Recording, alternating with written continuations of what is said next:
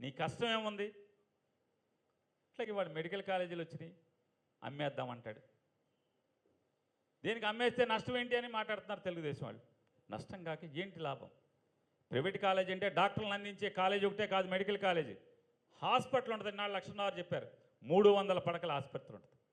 హాస్పిటల్కి వెళ్తే నువ్వు ప్రైవేట్ వాడికి ఇస్తే ఏమవుతుంది? మొత్తం ఫీజే. చిత్తూరు మెడికల్ కాలేజీని అపోలో హాస్పిటల్కి ఇచ్చావు. జగన్ చుట్టమే అయితే మాత్రం తప్పే. చిత్తూరు మెడికల్ కాలేజీలో ఏం జరుగుతుంది?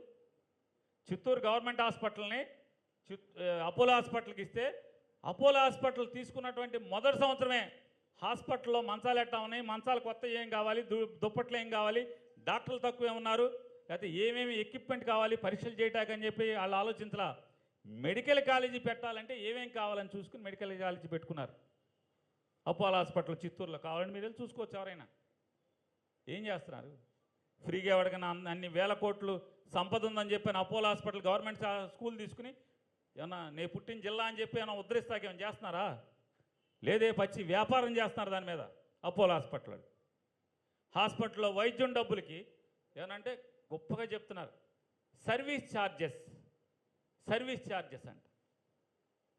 సర్వీస్ ఛార్జెస్ పైన హాస్పిటల్లో డబ్బులు వసూలు చేస్తారు.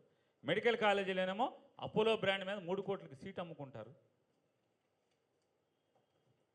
60 అంటే 3 కోట్ల చొప్పున సుమారుగా 60, 70 సీట్లు, 80 సీట్లు వస్తాయి. మరి డబ్బులు ఏంటి? చంద్రబాబు నాయుడు గారికి 3-4 సీట్లు ఇస్తారంట, అంటే క్యాష్ ఇస్తారు.